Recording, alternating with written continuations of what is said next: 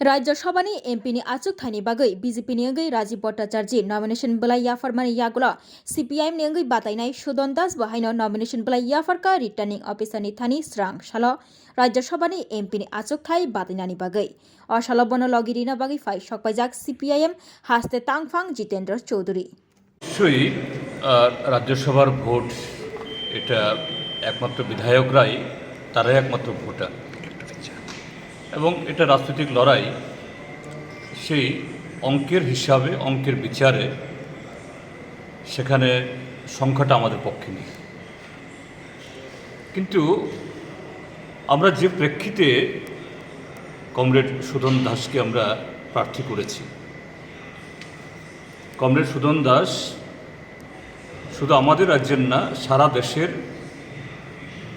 দলিত অংশের মানুষের তাদের স্বার্থ রক্ষার ক্ষেত্রেতে একজন প্রথম সারির নেতা। সারা দেশে দলিতদের কণ্ঠস্বর, সারা দেশে আইনসভা বা তার বাইরে এটাকে সোচ্চার করার দিক থেকে তার রাজনৈতিক জীবনের শুরু থেকেই তিনি কাজ করছেন, পাশাপাশি গণতান্ত্রিক আন্দোলনেরও অন্যতম সৈনিক।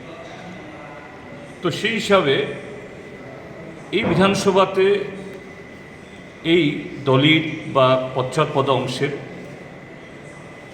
শিডিউল ট্রাইব সংরক্ষিত আসন থেকে নির্বাচিত হয়ে এসেছেন বিভিন্ন দলের 20 জন সদস্য, আর শিডিউল কাস্ট মানে তফসিলি থেকে এসেছেন আরও 10 জন, 30। আর আমি শিডিউল ট্রাইব হলেও আমি নির্বাচিত হয়ে এসেছি একটা সাধারণ আসন থেকে। তো সেই হিসাবে আমাদের দেশের প্রত্যেক রাজনৈতিক দলেই বলেন যে না, যারা পশ্চাৎপদ পিছিয়ে পড়া দলিত তাদের বিকাশের ক্ষেত্রেতে আমাদের অগ্রাধিকার। আমাদের রাজ্যের যারা আজকে বিধায়করা, মন্ত্রীরা, তারাও বলেন। কাজে একদিক থেকে হলো সরাসরি এই অংশের 31 জন বিধায়ক আছেন, আর অন্যরাও যারা এসটি বা এসসি নন, তারাও যে দলিতদের বিকাশের ক্ষেত্রেতে তারাও কেউ এর বিরোধী না। তো সেই হিসাবে একজন সর্বভারতীয় একজন দলিত আন্দোলনের নেতা, 6 বার যিনি বিধানসভা প্রতিনিধিত্ব করেছেন, প্রভূত এই সংসদ রাজনীতিতে অভিজ্ঞতা অর্জন করেছেন, এরকম একজন অভিজ্ঞ এবং প্রথম সারির যে জনগণের সাথে কাজ করে সেভাবে পরিচিতি লাভ করেছেন। আমরা আশা করব দেশের এবং রাজ্যের এই বর্তমান মুহূর্তে আমাদের বা অর্থাৎ যারা আজকে আমরা বলি পশ্চাৎপদদের বিকাশ চাই, তারা এই দলের সেই ইয়ের থেকে কী বলে সীমানার থেকে বেরিয়ে তারা যে আন্দোলনটাকেও তারা মনে করেন এটা খুবই জরুরি, সেই নিরিখে কমরেড সুদন দাসকে শুধু বামপন্থী দলের প্রার্থী হিসাবে না, যে দেশের যারা পিছিয়ে পড়া পশ্চাৎপদ অংশের মানুষের স্বার্থকে এগিয়ে নিয়ে যাওয়ার জন্য, তাদের অধিকারকে সুপ্রতিষ্ঠিত করার জন্য তারা ভোট দেবেন, আমরা সে আবেদন রাখছি। ধন্যবাদ। আমি এইমাত্র রাজ্যসভার একমাত্র আসন ত্রিপুরার, এখানে উপনির্বাচন হচ্ছে। এখানে সিপিআইএমের পক্ষ থেকে মনোনয়নপত্র দাখিল করেছি।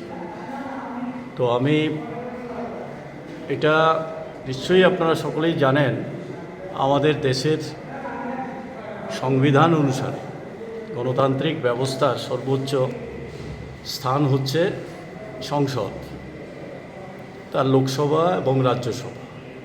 গুরুত্বর দিক থেকে দুটোই প্রায় সমমর্যাদা।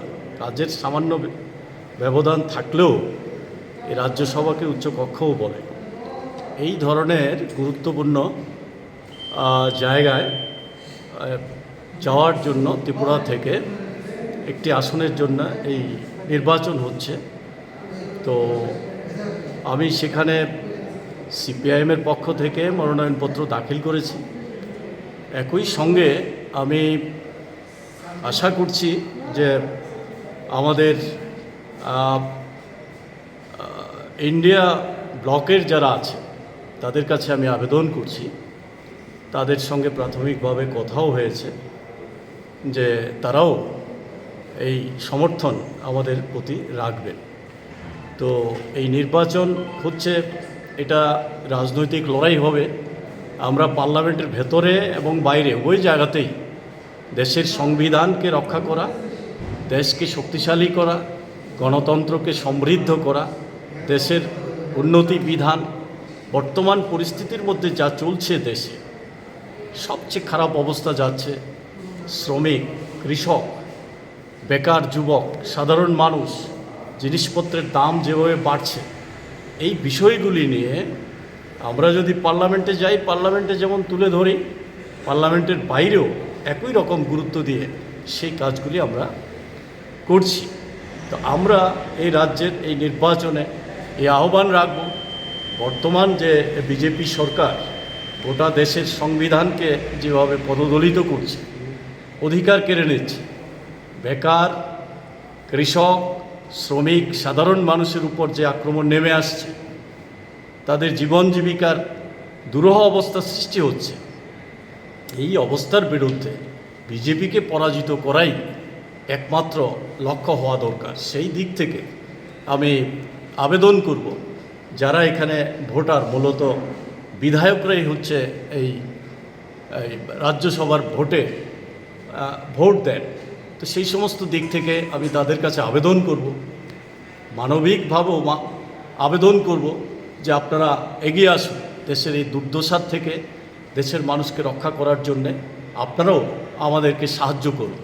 আমরা এটা দেখেছি, এই সম্প্রতি আমরা লোকসভা ভোট শেষ করে এসেছি, অনেক ঢাকঢোল পিটিয়ে 400 পার করবে যারা বলেছিল, ভারতবর্ষের মানুষ কিন্তু এটাকে সমর্থন করেনি। স্বাভাবিকভাবেই ভারতবর্ষের মানুষ তাদের যে অপশাসন দেশকে সর্বনাশের দিকে নিয়ে যাচ্ছে, তার বিরুদ্ধে রায় দিয়েছে। তো দেশকে যদি রক্ষা করতে হয়, শক্তিশালী করতে হয়, সমৃদ্ধ করতে হয়, ধর্মনিরপেক্ষতা, গণতন্ত্র, সংবিধানকে রক্ষা করতে হয়, যুবক যুবতী যারা কর্মহীন হয়ে আছে তাদের কর্মসংস্থান, সাধারণ শ্রমিক যারা আজকে দিনের পর দিন কাজ কমে যাচ্ছে, রেগার কাজ থেকে অন্যান্য সমস্ত দিক থেকে কৃষকরা সংকটে আছে, এই অবস্থার মধ্যে আবেদন করব আপনারা এগিয়ে আসুন, এই বিজেপিকে পরাস্ত করুন, আমাদেরকে এই সাহায্য করুন, নির্বাচিত করুন। এই আবেদন আমরা সকলের কাছে রাখছি, সঙ্গে সঙ্গে আমাদের রাজ্যের সমস্ত মানুষের কাছে, গণতান্ত্রিক মানুষের কাছে এই আবেদন রাখছি, আমাদের এই আন্দোলনে, লড়াইয়ে আপনারা আমাদেরকে সহযোগিতা করবেন, পাশে থাকবেন, এই আবেদন। যেহেতু বিধায়কদের ভোটে নির্বাচিত হয়, আপনারা কি শাসক দল এবং তিপ্রামথার বিধায়কদের কাছে ভোট চাইবেন? আমি তো বললাম আবেদন করছি সকলের কাছে, এই পরিস্থিতিতে আমাদেরকে সহযোগিতা করা প্রয়োজন, বা আমরা মনে করি দেশের এই সংকটের মধ্যে দাঁড়িয়ে দেশকে এগিয়ে নিয়ে যেতে গেলে, ধর্মনিরপেক্ষতা, গণতন্ত্র, সংবিধান রক্ষা করতে গেলে ঐক্যবদ্ধভাবে আমাদের লড়াই করতে হবে। সেই লড়াইয়ে